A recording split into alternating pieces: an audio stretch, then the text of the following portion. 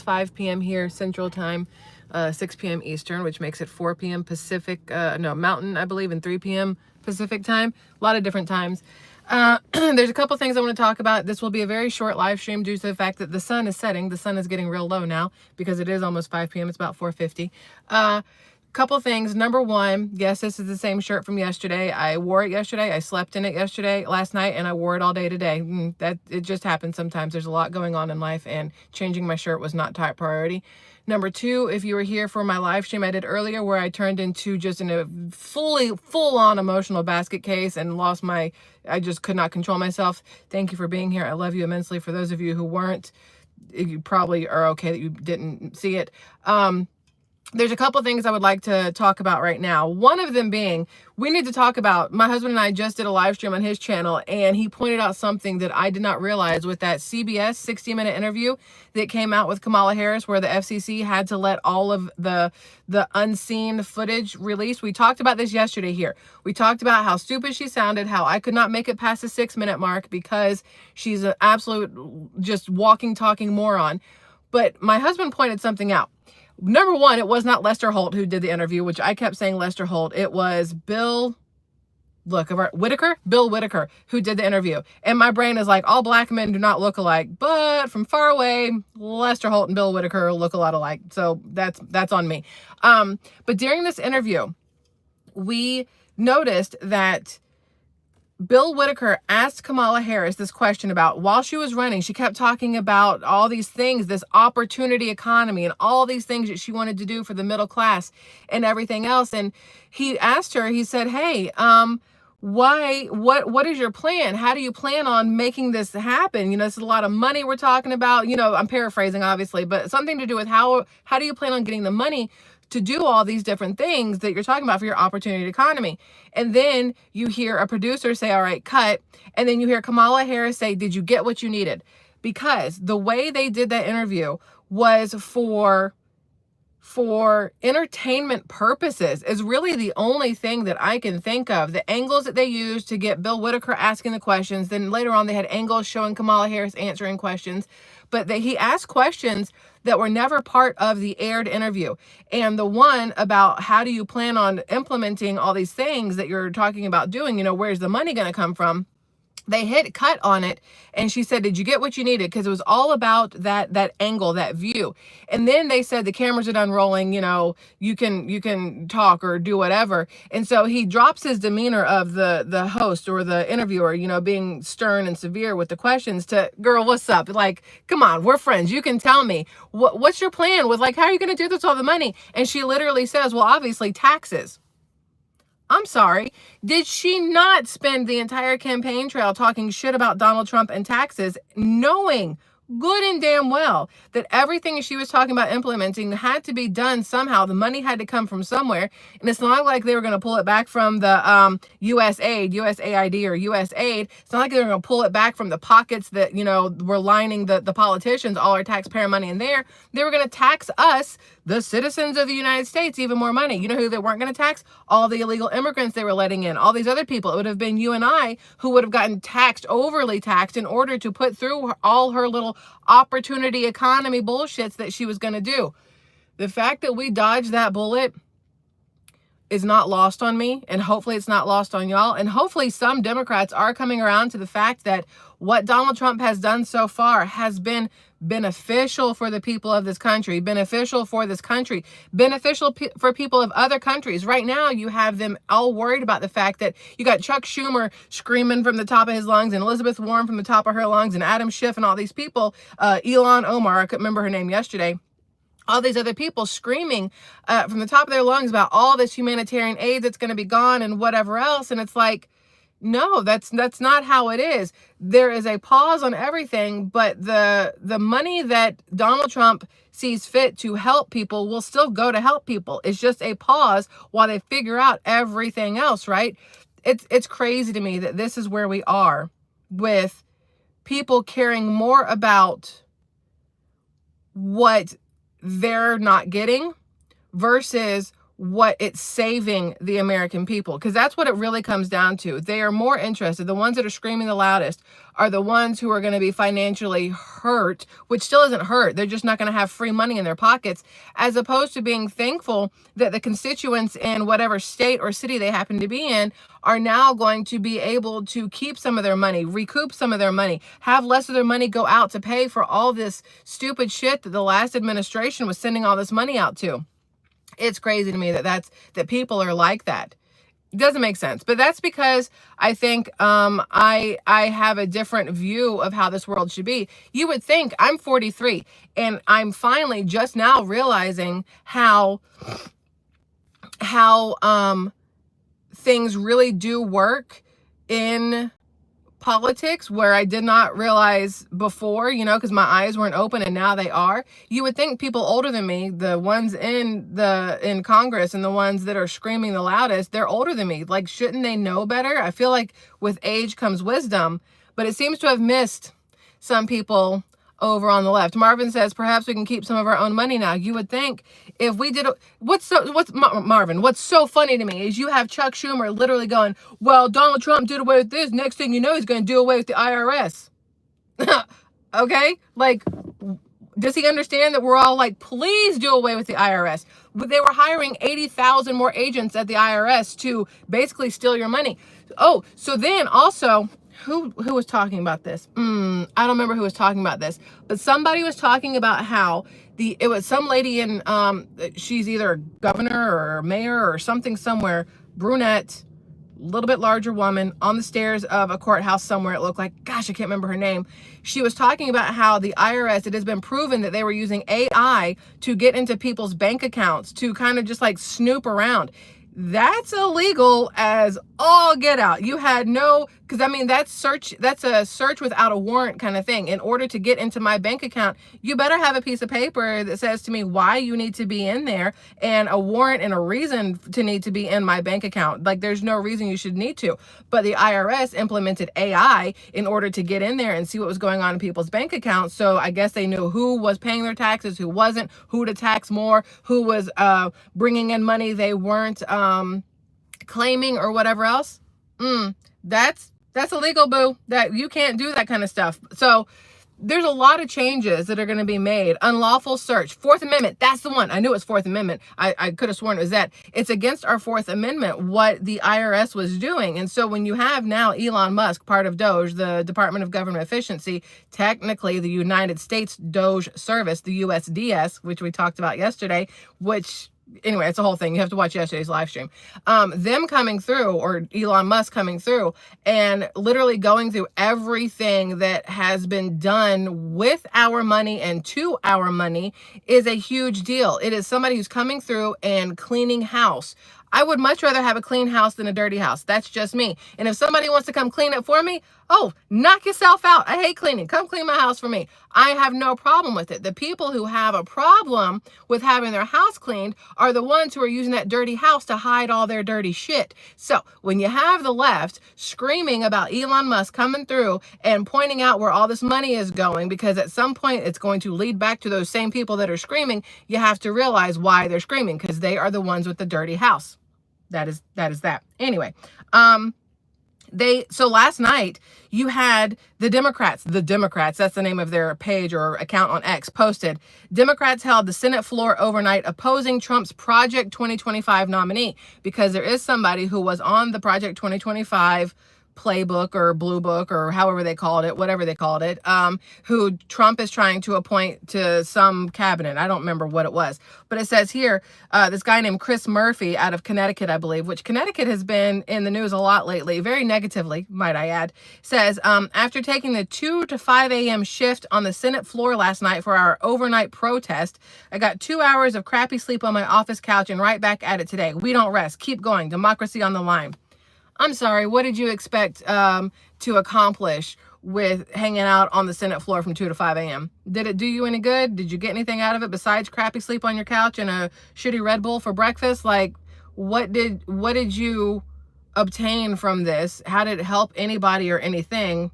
There's a bunch of, so this is their way of having a sleepover. That's all I heard. They had a sleepover on the Senate floor. Nobody slept very well. Maybe the two that were screwing in the Senate before showed up and had like a little party off to the corner. I can't remember who those two were, but ew. And then a Red Bull breakfast. That's not healthy for anybody. Not quite sure why that was even a thing. So that's that. I want to talk to you really quick about the fact that, remember how, I love this part.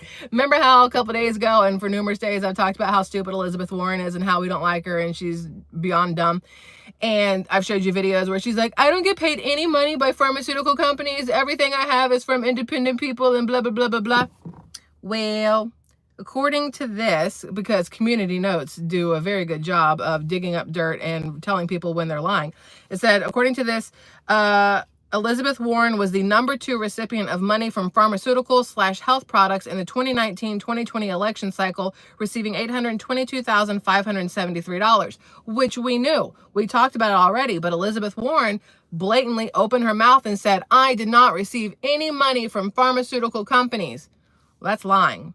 That's a straight up lie on camera to the American people, to your constituents, to everybody else.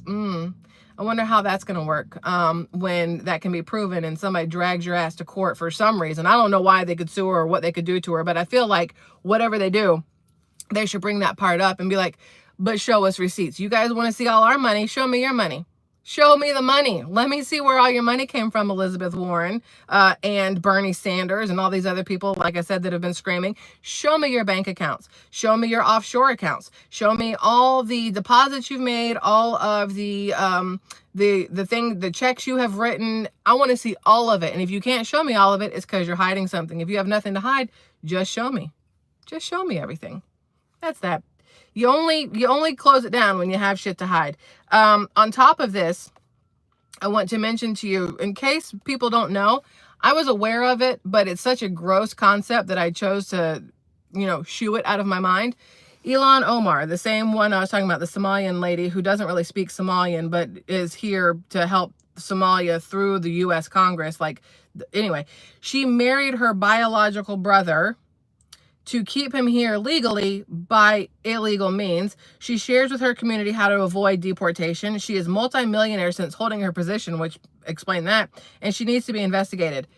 She legally married, she married her legal brother illegally. I don't know how that works. That's disgusting. That's some, no offense, Alabama, but that's some Alabama backwoods shit right there. Marrying your brother. That's your brother husband and your sister wife. Well, hello, sister wife. That's that show, which is also beyond disturbing. All of that stuff on TLC is absolutely gross, and I don't understand how it's a thing. Not the point. She married a brother. At some point during this marriage to her brother, was she like, well, since technically you're my husband, are we really married if we don't consummate the marriage? That's what I want to know, but also not, because I will vomit in my mouth just a little bit or a lot. Okay, that's that. I just want to put that in your brain for a second. The other one I would like to bring to your attention is, just because I think it's interesting. Remember, Rachel Whitmore tagged me in this on X, and so thank you, Rachel. We talked about all of the money that's being spent from the USAID, USAID, whatever, all over the world for stuff that makes absolutely no sense, like gay penguins in Antarctica and transgender monkeys in Africa, where they were doing like some things there, and then the transgender comic book in Peru, and there was something else. Oh, the Sesame Street in Saudi Arabia? I don't remember where it was. But here's another thing.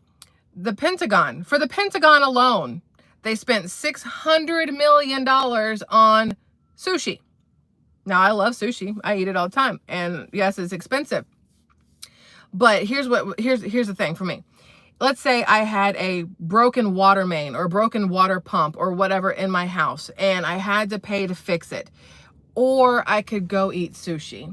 I could either let my house flood, or I could eat sushi. Like, if I eat sushi, my house floods. If I forego the sushi, I can fix my house. And instead of, y'all, oh, I can't show you this. There's 3, dang it, I wish y'all could see this. There's 3 planes going by. They're like, oh my God, that is so cool. They're like the old school war kind of planes, but they left these really weird clouds of stuff behind them. So I'm kind of curious about what that is. I don't know what that is, but that was really, really neat looking. And I've lost everything. Please hold on.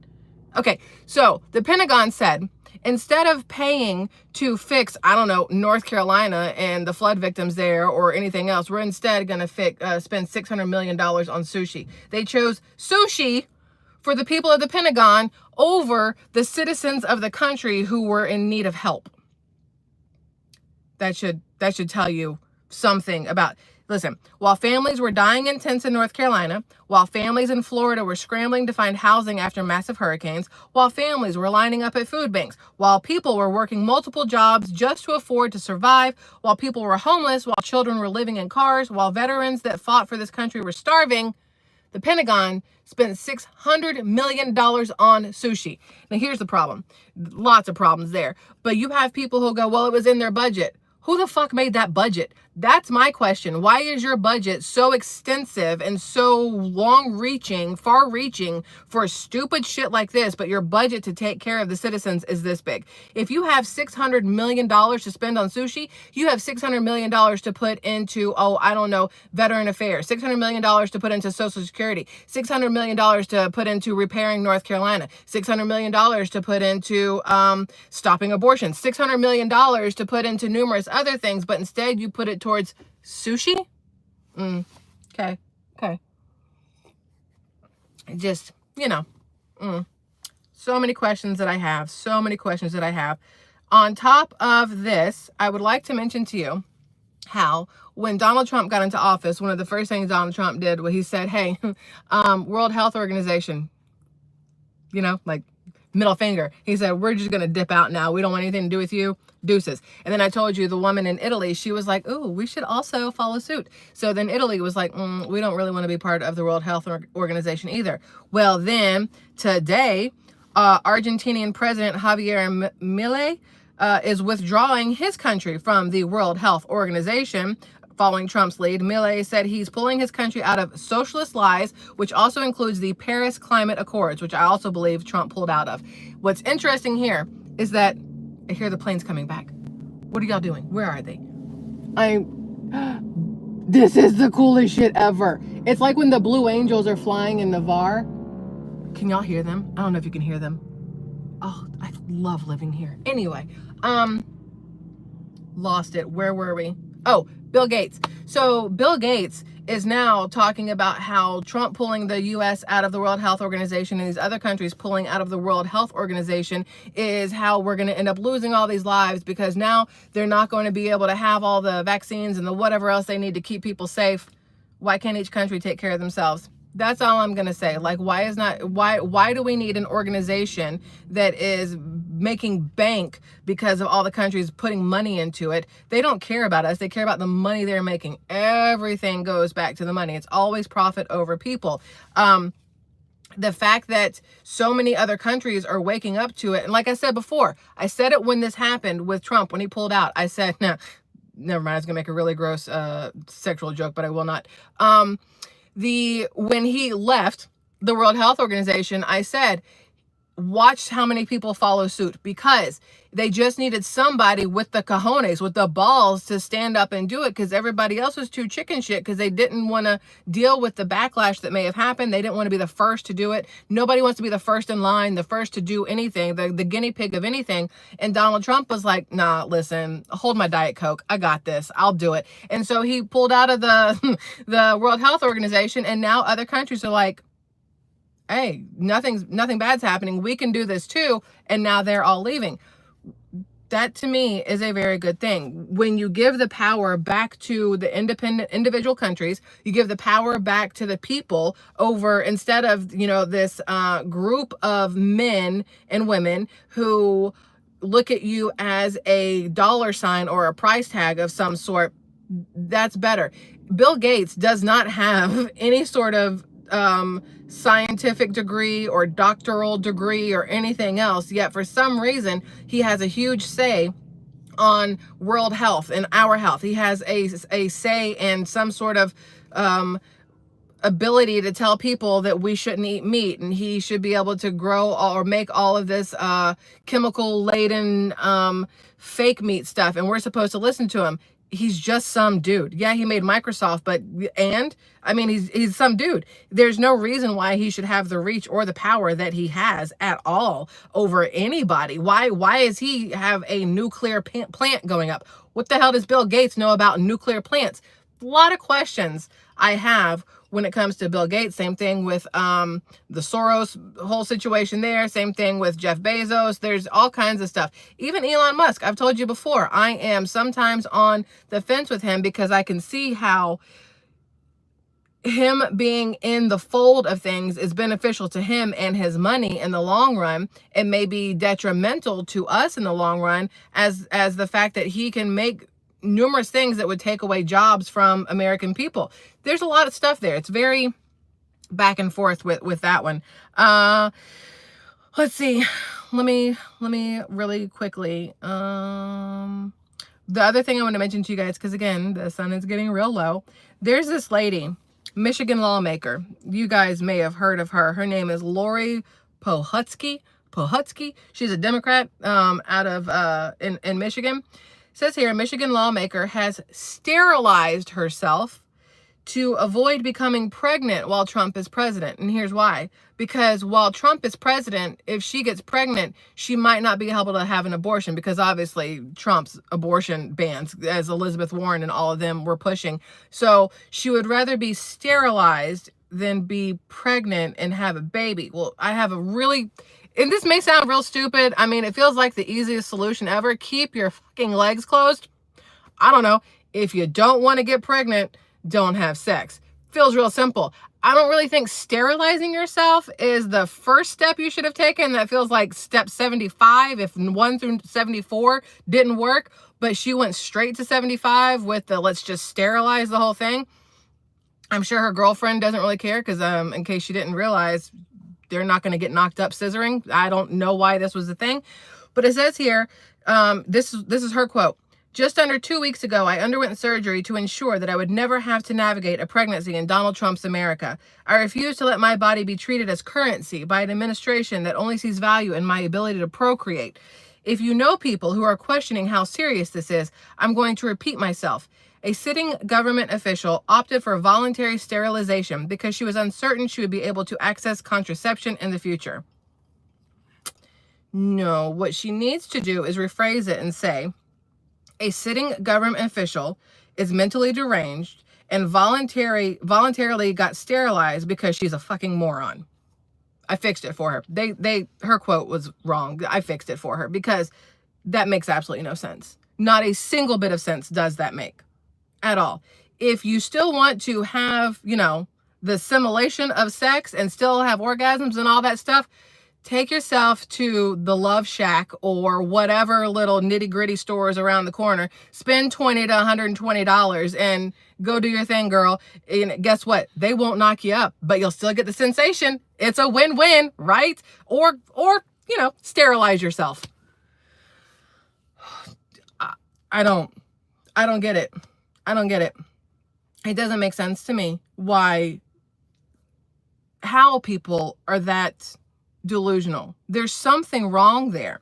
And the fact that she is a sitting government official and clearly has that much wrong there says a lot about the people who voted that in. What is wrong with them? Michigan, that's Big Gretcha's state, right? That's Michigan. Tracks. That makes sense. Last thing we're going to go with here, now that my coffee's cold because I didn't drink it. You know what's gross? Let me just tell you. I've been trying to do away with the creamer. I use this organic, lactose-free French vanilla creamer thingy. But when the coffee gets kind of cold, it makes it taste like 10 times sweeter, and it's gross. Now it feels like medicine, and I don't want it. But the last thing I want to mention to you guys, Greenland.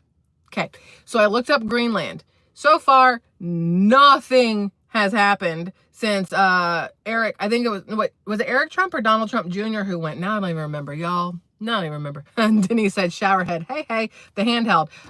Don't get it twisted. Either way. So whichever Trump went to Greenland is literally like the last thing that has happened with the whole Greenland deal, because they said Denmark and some other part do not want to sell the country. They don't want to be part of it. So it was Don Jr. Okay, so Donald Trump Jr. went to Greenland, and they're saying they don't want to sell. It's still like up in the air, but nothing else has been done about it, okay?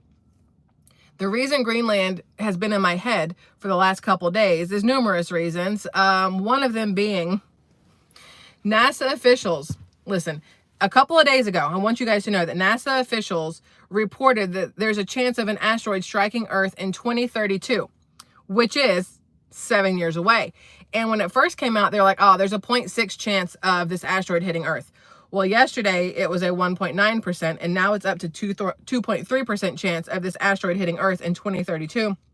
This says this equates to a 1 in 43 chance of impact, with a 97.7% likelihood that the asteroid will miss. The asteroid is estimated to be between 130 and 330 feet in diameter.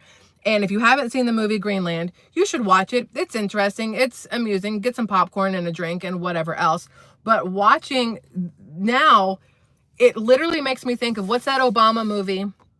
What's that Obama movie with Julia, what's her name? Julia Roberts, who was in it, where, yes, the Gerard Butler one, Michelle Martin, Gerard Butler's in that one, Greenland. What is that movie that Obama made on Netflix that I cannot think of the name? End of the World? It's not that. I don't remember what it's called, but where the planes were falling out of the sky. Because the world left behind, leave the world behind. That's it. Leave the world behind. So that movie where this is where it's real messed up.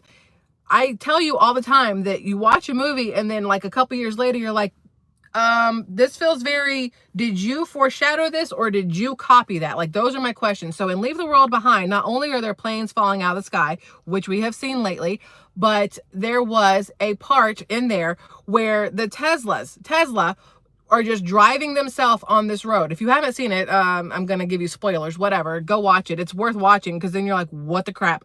So there's all these Teslas that are driving themselves and they're blocking this road and they're just slamming into each other and they're doing all this stuff. Well, Tesla, in the last week or so, it came out that they now have made it so that when the car is finished being produced, it can drive itself. It will just drive itself from the plant to the dealership all on its own. Nobody has to do anything. It comes off the production line and just knows to go to the dealership and just drives itself there and parks itself. And I was like, this feels very Leave the World Behind. We have way too many things that are starting to tick off from that movie that are happening now. Then Greenland, you watch it and you're like, oh, it reminds me of that movie with the kid from The Hobbit. What's that movie? Or Lord of the Rings? What's that movie? Meteor or something like that. I feel like that's not the right one. With him and Lily Sobieski. Don't know why I know her name. From Glass House and Never Been Kissed. The blonde girl with the long hair. Whatever movie that is, where there's a meteor or an asteroid coming and they have to get away and whatever else. It made me think of that. Except for the fact that just a couple weeks ago, when Elon Musk's star whatever X spaceship thingy was coming back into orbit, it like broke apart or something happened, and there was all those pieces of flying whatever, and it looked like Deep Impact. That's the name of it.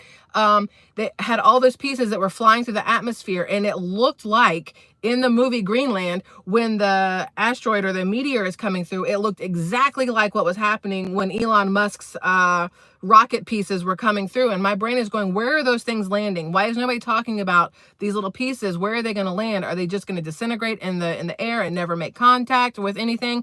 And then Greenland, that movie is out, and you see that, and then you see this now coming out that, oh, by the way, in 7 years, there may be this meteor or asteroid that's going to hit Earth. In the movie Greenland, there was a very minimal chance that this thing was going to hit. Then they're like, oh, no, it's going to hit, but it's going to be like way out in the ocean. It's not going to be a big deal. And then it hits Orlando and Tampa. They've been trying to take Tampa off the map forever with those hurricanes. So all of this stuff together, I'm like, I need a bunker somewhere. Buying a house, I'm going to have to dig underneath it and make a bunker, because everything that's going on right now is absolutely ridiculous. People will be like, ma'am, read your Bible. Shit's biblical.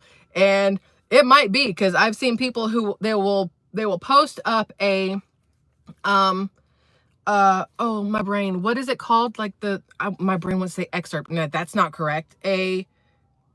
like Matthew, whatever. What is that called? What is that called? What is that called?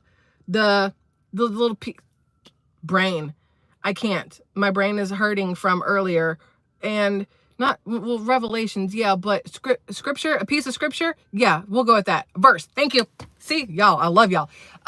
They'll put up a verse and I'll read it and I'll be like, oh, yep, that feels accurate with what's going on right now. That feels like something that's happening. That feels like whatever. Now, people will say that you can read a verse and make it equate to any part of your life or what's going on based off how you read it and how you interpret it and how you feel about it. That's like the whole good part of the Bible, is what people say, is that no matter when you read it, you can read it 1 year and read it 10 years later, read the same verse, the same piece of scripture, and it's going to hit differently because you're going to see it through different eyes or different understanding or different thought process or whatever else.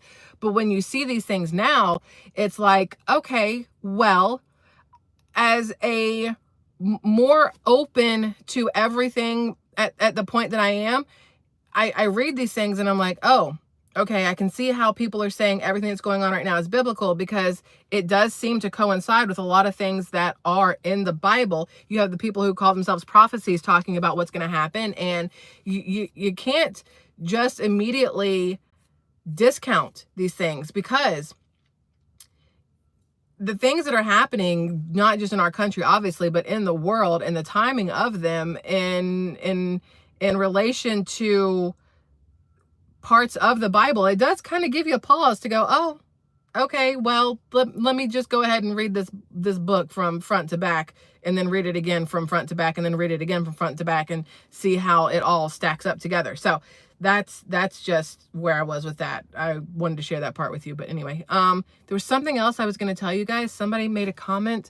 I could have sworn I saw a comment that now my brain cannot remember what it says. Please hold. Don't go anywhere. Do not be afraid. No. I think somebody said something about Arctic Circle. Man, I cannot remember. Okay, I saw it. Now I can't find it, and I don't know what it said. But I do know that with everything that's going on, just make sure that you are right within your soul. That's how I feel about it. Just make sure that if tomorrow you were no longer here, that you would be okay with not being here anymore, because everything has either been said or done, or you know what I mean? Like, live your life the absolute best way you know how, and you can, in the most honest and truthful and helpful and morally intact way you can do it, so that if anything were to happen tomorrow, nobody has to question what side of this ground you're going to be on, like up or down. You know what I mean? So that's that. I'm going to let you guys go now, because I'm going to go upstairs and cook dinner and take a Tylenol, because my head hurts from, just the ugly crying earlier today. And we'll do some more tomorrow, because there's stuff, Donald Trump, the secretary, Sean Duffy, a lot of different things I want to talk about, but this is good for now. I love y'all. I appreciate y'all immensely. Every single day I appreciate y'all, because you don't understand. I've said it before and I'll say it again. I'm going to sound like a broken record. I'm going to sound like Kamala Harris, because she is a broken record. But I really do look at you guys as, I don't want to say therapy, because that sounds like that sounds weird. It feels like using you. You know what I mean? If I say therapy, but I feel like being here with each other is therapeutic. Maybe not just for me. I feel like a lot of people feel the same way, that it's a therapeutic kind of place, even when it is a negative conversation that we're having. I think it's great that we have this ability to have these conversations together, and whether we agree with each other or not, have the ability to voice our thoughts and our opinions, maybe see things from a different point of view, maybe learn something we didn't previously know. I know it means a lot to me. As somebody, when we moved here to Florida from Georgia, we left everything behind. All of our friends, all of our family. Here, it's me, my husband, and my daughter. We have a handful of friends, but it's a much more compact situation than we used to be in when we were in corporate America, and you got tons and tons of people and always somebody to talk to and whatever else. There's less people to talk to now, but I feel like when I get to talk to y'all, that I get way more than I've ever had. I don't know how to make that sound the way I feel, but you guys are you guys mean everything to me. So that's basically where I'm going with that, and I just don't know how to phrase it. So, you know, I love you, and I hopefully you guys know that and are happy with that. So that's all. I'm going to go now. I love you guys. Have a fabulous rest of your Thursday night. Tomorrow when I see you, I will be in a new t-shirt because this one's probably getting a little ripe. I'm not going to lie. It's hot in this car. Tomorrow, new shirt. Hair will be clean and down. No more crying. No more headache. No more puffy face. That's that. I love y'all. Y'all have a good night. Goodbye.